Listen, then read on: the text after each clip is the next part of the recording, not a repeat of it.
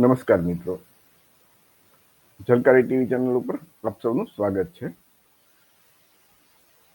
હમણાં આપ સૌ સોશિયલ મીડિયા ઉપર જોતા હશો કે આર્ટિફિશિયલ ઇન્ટેલિજન્સ જે એઆઈ છે, XI જે ગ્રોક ના નામથી જે એલન મસ્ક લોન્ચ કર્યું છે, એને બધા ખૂબ સવાલ પૂછે છે.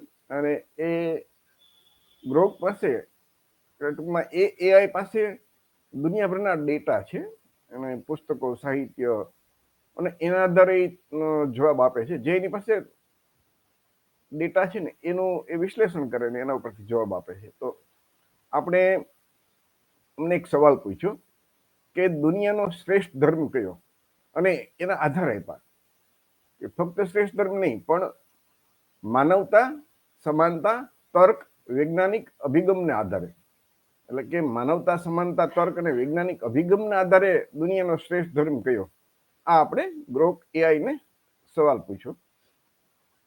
તો ગ્રોક શું જવાબ આપે છે ને, એ ખાસ કરીને જે ગુજરાતમાં વસતા કોળી સમાજના લોકો છે, ઓબીસી, એસસી, એસટી, જે દલિત, આદિવાસી સમાજ, બક્ષીપંચ સમાજ, મંડલપંચ સમાજ, આમને આ સમાજે ખાસ એ જાણવા જેવું. અને આ વિડીયો મિત્રો તમે ખૂબ શેર કરજો અને તમારા મિત્રોને, કુટુંબમાં બાળકોને પણ દેખાડજો. આ ટેકનોલોજીનો ઉપયોગ કરીને એ પોતે પણ નવું નવું શીખી શકશે. તો આ એને સવાલ પૂછ્યો ને, તો આ આપણો સવાલ છે.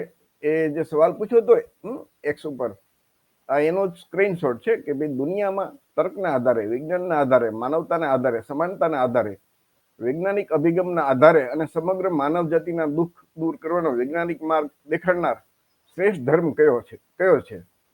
દુનિયાના બધા ધર્મની સરખામણી કરતા તેમાંથી શ્રેષ્ઠ ધર્મ કયો કહી શકાય તે જણાવો, ગુજરાતીમાં જણાવજો. આવું આપણે ગ્રોકને સવાલ પૂછ્યો. તો એનો જવાબ એ શું આપે છે આપણે જાણીએ. તો આ લીગલ ડિસ્ક્લેમર છે, કાનૂની અસ્પષ્ટીકરણ, કે ભાઈ આપણો આ કાર્યક્રમ છે ને એ કોઈની ધાર્મિક લાગણી દુભાવવા માટે નથી, પણ બંધારણની કલમ 51H મુજબ જે સમાજમાં વૈજ્ઞાનિક અભિગમ દરેક વ્યક્તિમાં ફેલાવો થાય એના માટે છે. એટલે કે એ કોઈની લાગણી કે દુભાવવા માટે, પણ સમાજમાં અંધશ્રદ્ધા, અંધવિશ્વાસ, પાખંડ અને ખોટા પરંપરા, ખોટા કુરિવાજો ચાલતા હોય છે, એ વૈજ્ઞાનિક અભિગમ અપનાવીને આપણે કેમ દૂર કરીએ, એ આપણો હેતુ હોય છે. અને બંધારણની કલમ 19(1) મુજબ દરેક વ્યક્તિએ પોતાની વાણી અને વિચારોને અભિવ્યક્ત કરવાનો એની પાસે મૂળભૂત અધિકાર છે. તો આ આપણે લીગલ ડિસ્ક્લેમર જોઈ લો. હવે આગળ આપણે વધીએ. તો જે ગ્રોક છે ને એને શું જવાબ આપ્યો બધા ડેટાનું વિશ્લેષણ કરી? તો એમણે કીધું કે આ પ્રશ્નનો જવાબ આપવો બહુ જટિલ છે, કારણ કે ધર્મ એક વ્યક્તિગત અને સાંસ્કૃતિક અને ઐતિહાસિક વિષય છે. પણ છતાં તમે જે માપદંડ આપ્યા છે કે તર્ક, વિજ્ઞાન, માનવતા, સમાનતા અને વૈજ્ઞાનિક અભિગમ અને માનવજાતના દુઃખ દૂર થઈ શકે એવો માર્ગ, તો એ આધારે એને ધર્મની તપાસ કરવી જરૂરી બને છે. એટલે અહીંયા હું તમને એમ કે વિશ્વના મુખ્ય ધર્મની સંક્ષિપ્ત સરખામણી કરીશ અને તમારા માપદંડોને ધ્યાનમાં રાખીને એનો જવાબ હું તમને વિચાર આપીશ. તો પહેલા એને લીધું કે હિન્દુ ધર્મ. તો હિન્દુ ધર્મમાં લખ્યું ભાઈ તર્ક અને વિજ્ઞાન. હિન્દુ ધર્મમાં વેદ, ઉપનિષદો અને દર્શન શાસ્ત્રો તર્ક અને તત્વજ્ઞાનને પ્રોત્સાહન આપે છે. પ્રાચીન ભારતમાં ગણિત, ખગોળશાસ્ત્ર, આર્યો જેવા વિજ્ઞાનોનો વિકાસ થયો. માનવતા અને સમાનતા, વસુદેવ કુટુંબ, એને એ સમાનતા અને માનવતા વિશે કે હિન્દુ ધર્મ છે ને એ અવરોધ બને છે, કેમ કે એમાં જાતિ વ્યવસ્થા છે અને વર્ણ વ્યવસ્થા છે. એટલે એમ કે સમાનતા અને માનવતા એમાં દેખાતું નથી. દુઃખ દૂર કરવાનો એમ કે ભાઈ મોક્ષ ને યોગ દ્વારા એ આત્માની મુક્તિ ઉપર હિન્દુ ધર્મમાં ભાર મૂકે છે. આ હિન્દુ ધર્મ વિશે એને ટૂંકમાં કીધું. બૌદ્ધ ધર્મ, તર્ક અને વિજ્ઞાન. તો એના બુદ્ધે તર્ક અને પ્રત્યક્ષ અનુભવ પર ભાર મૂક્યો. 4 આર્ય સત્ય અને અષ્ટાંગિક માર્ગ એ વ્યવસ્થિત વૈજ્ઞાનિક અભિગમ દર્શાવે છે. માનવતા અને સમાનતા, તો કે જાતિ, લિંગ કે સામાજિક દરજ્જાને નકારી સૌ માટે સમાનતા પર ભાર મૂકે છે.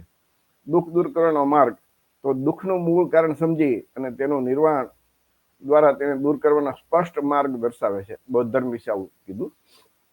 ખ્રિસ્તી ધર્મ, તર્ક અને વિજ્ઞાન, તો કે મધ્યયુગમાં ખ્રિસ્તી ધર્મ અને વિજ્ઞાનનો વિરોધ કર્યો હતો.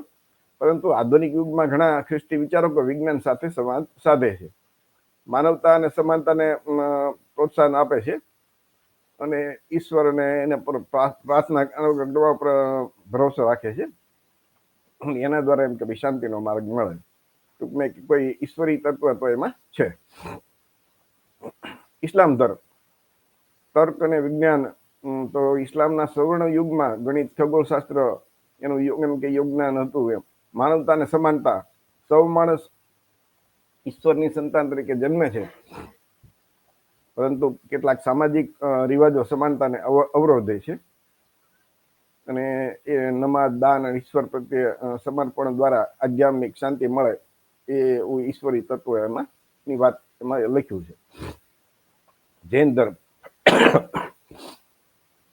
તર્ક અને વિજ્ઞાન. તો એ પર્યાવરણ અને જીવનનું રક્ષણ અને એમ કે વૈજ્ઞાનિક દ્રષ્ટિ સાથે સુસંગત છે. માનવતા અને સમાનતા, અહિંસા અને સર્વ જીવો પ્રત્યે દયા માનવતાનું પ્રતીક છે. કર્મનો નાશ અને આત્મા શુદ્ધિ દ્વારા મોક્ષ એ વાત કરે છે. હવે એવી જ રીતે નાસ્તિક કોઈ ધર્મ નથી, પણ જે દુનિયામાં અત્યારે શું કે ત્રીજી કે ચોથી સૌથી વધારે વસ્તી હોય ને તો એ નાસ્તિક છે. આજે યુરોપીય જે વિકસિત કન્ટ્રી છે ને, વિકસિત દેશો, એમાં કોઈ પણ ધર્મમાં નહીં માનવા વાળા લોકોની સંખ્યા પુષ્કળ છે, વધારે 40 થી 50% લોકો એવા છે કે જેને કોઈ ધર્મમાં માનતા નથી. એ સંપૂર્ણ વૈજ્ઞાનિક પદ્ધતિ ઉપર આધાર રાખે અને માનવતા, સમાનતા એને પ્રાથમિકતા આપે છે. અને સામાજિક સુધારણા દ્વારા એ બધું વૈજ્ઞાનિક શોધ અને સામાજિક સુધારણા દ્વારા એ આગળ દુઃખ દૂર કરવાનો માર્ગ બતાવે છે. નાસ્તિક ધર્મ કે જે નાસ્તિક તેને કહીએ, એ ધર્મ નથી પણ એક વિચારધારા છે. નાસ્તિકતા, માનવતાવાદ, જેને રેશનાલિસ્ટ લોકો પણ આપણે કહી શકીએ. તો આ એમણે મુખ્ય ધર્મની વાત કરી. એટલે ગૌતણ કહે છે કે ભાઈ નીચેના માપદંડોને જોતા બૌદ્ધ ધર્મ દુનિયાનો શ્રેષ્ઠ ધર્મ છે. તમારા માપદંડોના આધારે એનો જે જવાબ છે ને, જો તર્ક, વિજ્ઞાન, માનવતા, સમાનતા અને દુઃખ દૂર કરવાનો વૈજ્ઞાનિક માર્ગને સૌથી વધુ મહત્વ આપવામાં આવે તો બૌદ્ધ ધર્મ આ માપદંડોમાં ઘણી રીતે આગળ દેખાય છે. એના કારણો કે તે વૈજ્ઞાનિક અભિગમ જેવી પદ્ધતિ 4 આર્ય સત્ય દર્શાવે છે. એમાં જાતિ અને વર્ગનો કોઈ ભેદભાવ નથી, બધા સમાનતા ઉપર ભાર મૂકે છે. અને તે જીવનના જે દુઃખ છે ને એનું વિશ્લેષણ કરી અને એ દુઃખનું શું મૂળ કારણ છે એ દુઃખ દૂર કરવાનો માર્ગ બતાવે છે. અને જે તર્કસંગત અને પ્રયોગાત્મક છે. એટલે આ બ્રોકે જવાબ આપ્યો છે અને એના આધારે આપણે કહી શકીએ ભાઈ એમને દુનિયાના આ જે માપદંડો જે આપણે આપ્યા એના આધારે એમ કે બૌદ્ધ ધર્મ દુનિયાનો શ્રેષ્ઠ ધર્મ છે. તો ભારતમાં અને ખાસ કરીને ગુજરાતમાં રહેતા જે કોળી, ઓબીસી, એસસી, એસટી છે, એમને તો જે ગૌતમ બુદ્ધ છે એને બૌદ્ધ ધર્મને વ્યવસ્થિત અપડેટ કર્યો, તો એની સાથે તો લોહીના સંબંધ છે ને. ભગવાન બુદ્ધના માતા કોળી વંશના હતા. તો એ સમયના જે નાગ વંશમાંથી બધા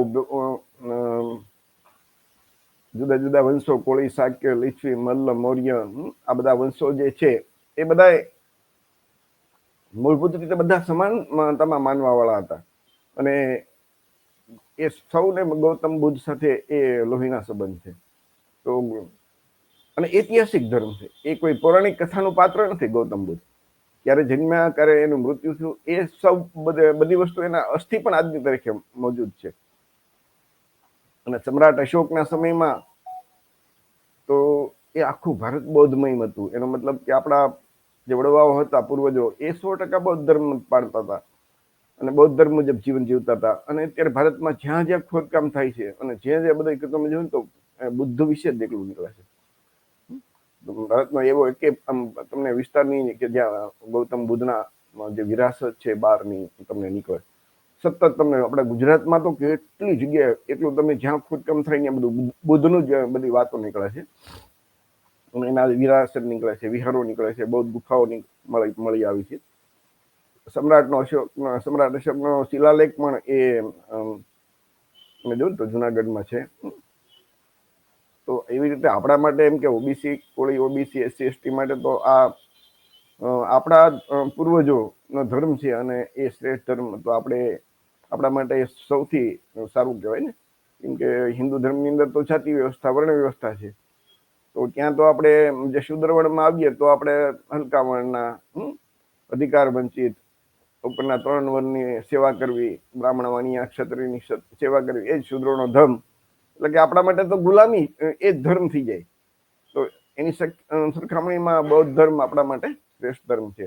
પછી આપણે એને વધુ આગળ એને સવાલ પૂછ્યો કે જે બૌદ્ધ ધર્મનું એમને કીધું ને કે શ્રેષ્ઠ ધર્મ, તો એ ખરેખર કેવી રીતે? તો આપણે એનું જે કલામ સૂત્ર છે ને એના વાક્યો, એમાં જે ભગવાન બુદ્ધે જે ઉપદેશ આપ્યો હતો કલામ સૂત્ર મુજબ, તો એ પ્રખ્યાત છે. તો આપણે એને પૂછ્યું ભાઈ, ભગવાન બુદ્ધે જે કલામ સૂત્રમાં જે ઉપદેશ આપ્યો એ તમે સમજાવો, અને એને એ ખરેખર શું છે? એટલે એમણે જવાબ આપ્યો કે ભગવાન બુદ્ધે કલામ સૂત્ર જે ઉપદેશ આપ્યો હતો ને કલામ સૂત્રમાં, એ એમણે રજૂ કર્યું કે તે બૌદ્ધ ધર્મના સૌથી પ્રખ્યાત અને તર્કસંગત ઉપદેશોમાંનો એક છે. આ સૂત્ર અંગુત્તર નિકાયનો ભાગ છે. તેમાં બુદ્ધ કલામ નામના લોકોને સલાહ આપે છે કે કોઈ પણ વાતને આંધળી શ્રદ્ધાથી ન સ્વીકારવી, પરંતુ તેને તર્ક, વિવેક અને માનવ કલ્યાણની કસોટી પર ચકાસવી.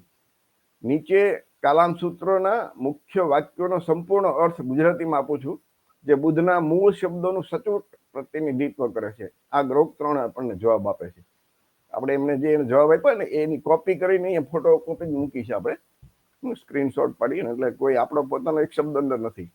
તો કલામ સૂત્રનું જે સંપૂર્ણ સાર છે ને એ એમ નીચે છે કે ભગવાન બુદ્ધે કલામ લોકોને કહ્યું કે હે કલામો, તમે કોઈ વાતને ફક્ત એટલા માટે સાચી ન માનો કે તે તમે સાંભળી છે, કે તે પરંપરાથી ચાલી આવે છે, તે વિશે લોકોમાં ચર્ચા થાય છે, તે શાસ્ત્રોમાં લખેલી છે, તે તર્કથી લાગે છે, તે ઊંડા વિચાર પછી લાગે છે, તે કોઈના દેખાવડા અનુમાન પર આધારિત છે,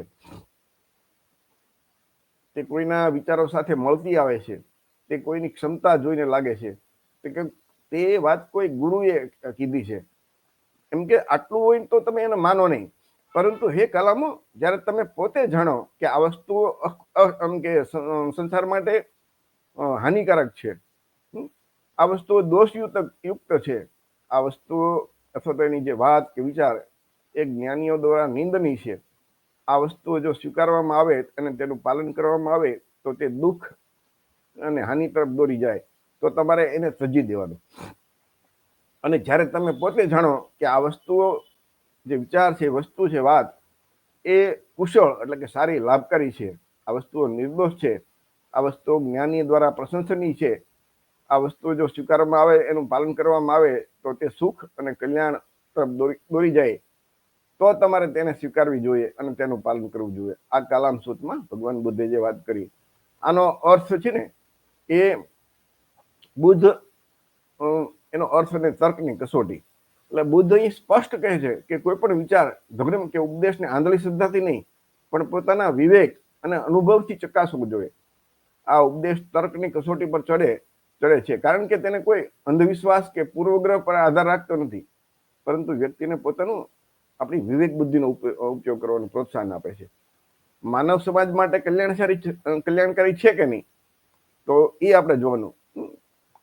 પછી અંધશ્રદ્ધા અને પરંપરા નામે વર્ષોથી ચાલુ આવતો એમ કે ભાઈ વર્ષોથી અંધશ્રદ્ધા અને પરંપરા નામે જે ચાલી આવતી વસ્તુ હોય ને આપણા સમાજમાં, કેટલી અંધશ્રદ્ધા એવું ચાલે છે, તો આ જે તમે તર્ક કરો ને, તો એ બધું બંધ થઈ જાય અને વ્યક્તિને સ્વતંત્ર રીતે વિચારવાની, સત્ય શોધવાની શક્તિ આપે. એટલે એમ કે ફલાણા ધર્મશાસ્ત્રમાં લખ્યું છે, આ ફલાણા મહારાજે કે બ્રાહ્મણ પંડિતે કીધું છે એટલે આપણે માની લેવાનું, એમ નહીં. દરેક કોઈ પણ લખેલું હોય કે વાંચેલું હોય કે કોઈ કીધેલું હોય, એને તર્કની કસોટી ઉપર ચડાવો અને એમાં સમગ્ર માનવ સમાજ માટે કલ્યાણકારી લાગે તો એને માનવાનું. એટલે કે વ્યક્તિને સ્વતંત્ર વિચારવાની શક્તિ. બીજા ધર્મની અંદર તો તમારા પ્રશ્ન કરવાની જ મનાય છે, ત્યારે બૌદ્ધ ધર્મની અંદર તો તમે એ તર્ક કરી શકો, પ્રશ્ન કરી શકો. એટલે એવી કોઈ પણ વિજ્ઞાન વિરોધી વાત હોય તો એ તરત જ તમે એને રોકી શકો. તો એટલે આવી બાબતથી એમ કે સમાજમાં સુખ અને શાંતિ, સમાજના કલ્યાણ તરફ દોરી જાય એવી વાત જ આપણે માનવાની છે.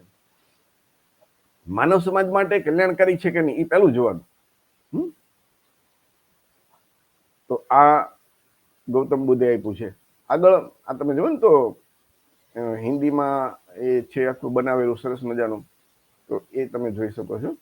તો આવી રીતે આખું ગુજરાતીમાં પણ આખું એનું કોપી કરીને આપણે રાખી છે, કોઈને જોવું હોય તો. તો આવી રીતે આપણને એક જે સવાલ પૂછ્યો હતો એનો જવાબ મળ્યો. તો દરેક મિત્રોને વિનંતી કે આ વિડીયો છે એ તમારા મિત્રો, તમારા જે કુટુંબમાં સાથે બેસીને જોજો. અને કોઈ એમાં જે આ ગ્રોક એઆઈ છે ને, એમને કોઈ એ હિન્દુ નથી, મુસ્લિમ નથી, એ તો એક દુનિયાભરના ડેટા લઈને બેઠેલું આર્ટિફિશિયલ ઇન્ટેલિજન્સ મશીન છે, એમ કઈ કોઈ હાલે. તો એ આ બધા જે પુસ્તકો છે, સાહિત્ય છે, આધારભૂત પુરાવો છે, એનું વિશ્લેષણ કરીને તમને આપણને જવાબ આપે છે. એટલે ઘણી વખત એમ થાય કે ભાઈ આ તો ફલાણા ધર્મની વિરોધ, કોઈનો વિરોધ નહીં કરે, પણ એ તર્ક મુજબ સૌથી શ્રેષ્ઠ કોણ છે એની વાત કરશે. અને એમાં આપણે લખ્યું છે કે ભાઈ માનવતા, સમાનતા, તર્ક અને વૈજ્ઞાનિક અભિગમ. તો ભારતનું બંધારણ કહે છે ને કલમ 51 જ કે દરેક વ્યક્તિએ વૈજ્ઞાનિક અભિગમ અપનાવવો એ એની ફરજ છે.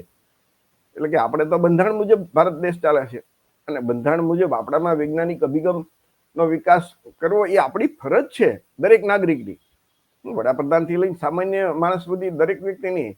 અને જે લોકો વૈજ્ઞાનિક અભિગમ નથી અપનાવતા અને વિજ્ઞાન વિરોધી દેખાડો કરે છે કે બધા કાર્યો કરે છે, એ ખરેખર ભારતના બંધારણ વિરુદ્ધની કામ કરે છે, પછી ચાહે વડાપ્રધાન હોય કે સામાન્ય માનવી હોય. તો આ આપણે જે વૈજ્ઞાનિક અભિગમના આધારે ટૂંકમાં આ જે આધાર આપ્યા હતા એના આધારે ગ્રોકે જવાબ આપ્યો છે કે ભાઈ એ દુનિયાનો શ્રેષ્ઠ ધર્મ છે એ બૌદ્ધ ધર્મ છે. તો તમે બધા નિરાતે એવું લાગે તો તમે પણ પૂછજો. તમે ગ્રોકને દરેક વ્યક્તિની પાસે એન્ડ્રોઈડ મોબાઈલ છે, તમે પણ પૂછી શકો અને જાણી શકો કે આ આધાર જોતા ગ્રોક શું જવાબ આપશે. તો દુનિયાનો શ્રેષ્ઠ ધર્મ બૌદ્ધ ધર્મને કીધો છે એમને મિત્રો. તો આપણા માટે તો આનાથી બીજું રૂડું શું હોઈ શકે કે આપણો મૂળ ધર્મ, આપણા પૂર્વજોનો ધર્મ. ગુજરાતના જે કોળી સમાજ છે એમને તો એમ કહીને કે આ બધા આપણા જે ઓબીસી, એસસી, એસટી તો ભગવાન બુદ્ધ સાથે લોહીના સંબંધ છે ને. ભગવાન બુદ્ધના માતા કોળી અને મારા માતા જો કોળી હોય તો સીધી વાત છે કે મારે ભગવાન બુદ્ધ સાથે લોહીના સંબંધ છે. અને આવો શ્રેષ્ઠ ધર્મ છે ને બૌદ્ધ ધર્મ, એટલે જ ડોક્ટર બાબા સાહેબ આંબેડકરે 14 ઓક્ટોબર 1956 રોજ પોતે દીક્ષા લીધી અને બીજા સાથે 2 દિવસની અંદર 8 થી 10 લાખ લોકોને બૌદ્ધ ધર્મની દીક્ષા આપી. એટલા માટે કે બાબા સાહેબ તો દુનિયાના, ભારતના સૌથી વિદ્વાન વ્યક્તિ હતા ને. અને એમની એ વિદ્વાન વ્યક્તિએ જ્યારે બધા ધર્મનો અભ્યાસ કર્યો, જેમ ગ્રોકે કેમ અભ્યાસ કર્યો, એમ બાબા સાહેબે બધા ધર્મનો અભ્યાસ કર્યો. અને બધા ધર્મનો અભ્યાસ કર્યા પછી એમને લાગ્યું કે બૌદ્ધ ધર્મ એ શ્રેષ્ઠ ધર્મ છે. અને ત્યારબાદ એમણે બૌદ્ધ ધર્મ સ્વીકાર્યો. અને ખાસ કરીને એ જે બૌદ્ધ ધર્મ સ્વીકારવાળા હતા એ બધા હિન્દુ ધર્મવાળા જ હતા. હિન્દુ ધર્મના જે હિન્દુ ધર્મથી પીડિત લોકો ખાસ કરીને હતા, કેમ કે શૂદ્ર વર્ણના લોકો જ હતા. તો જે બ્રાહ્મણ, ક્ષત્રિય કે વૈશ્ય એટલે કે વાણિયા નથી, એવા બાકીના તમામ હિન્દુઓ શૂદ્ર વર્ણમાં આવે. અને એટલે જ આઝાદી પહેલા આપણા બાપ દાદાઓને કે ભણવાનો અધિકાર નહોતો, વેપાર કરવાનો અધિકાર નહોતો, શસ્ત્ર ધારણ કરવાનો અધિકાર નહોતો, ઉપરના 3 વર્ણની સેવા કરવી એ જ આપણે ધર્મ હતો. આપણા પૂર્વજોનો જે દશા જોઈ ને, એનો ઇતિહાસ જોઈએ તો એ પશુ કરતા ખરાબ જીવન જીવવું પડતું હતું આ હિન્દુ ધર્મના કારણે. અને એ એટલા માટે બાબા સાહેબે હિન્દુ ધર્મમાં સુધારવાનો પ્રયાસ કર્યો, પણ એ શક્ય લાગ્યું નહીં. એટલે એમણે નક્કી કર્યું કે હવે બૌદ્ધ ધર્મ જ એ શ્રેષ્ઠ ધર્મ છે આપણા માટે. અને જેમ બાબા સાહેબે કીધું એમ ગ્રોક 3 પણ કહે છે કે દુનિયાનો શ્રેષ્ઠ ધર્મ બૌદ્ધ ધર્મ છે. તો મિત્રો, આપણી જે ચેનલ છે ને ઝલકારી ટીવી, એની અંદર આવા લગભગ 700 જેવા વિડીયો છે. અને તમે આપણા જે પછાત સમાજ છે, આપણો પછાત વર્ગના કોળી, ઓબીસી, એસસી, એસટી, આપણા જે દલિત આદિવાસી સમાજનો સર્વાંગી વિકાસ થઈ શકે એવી વિચારધારા ધરાવતા બધા વિડીયો છે. તમે જોજો, તમારા મિત્રોને દેખાડજો. આ તમે તમારી અનુકૂળતાએ આ તમે વિડીયો જોઈ શકો, તમારા કુટુંબને દેખાડી શકો. તો મિત્રો, કાર્યક્રમ આપણે અહીંયા પૂરો કરીએ છીએ. જય ભીમ, નમો બુદ્ધાય, જય સંવિધાન. દરેક મિત્રોને વિનંતી કરું છું કે ઝલકારી ટીવીને સબસ્ક્રાઇબ કરી દેજો. સબસ્ક્રાઇબ તમે કરશો ને અને લાઈક કરી દેશો તો તમને શું ભવિષ્યમાં તમે જેટલા નવા વિડીયો તમે મૂકાશે ને એ તમને જોવા મળશે અને તરત તમારા સ્ક્રીન ઉપર આવી જશે. તો દરેક મિત્રોને સબસ્ક્રાઇબ કરવા વિનંતી છે. કાર્યક્રમ આપણે પૂરો કરીએ છીએ.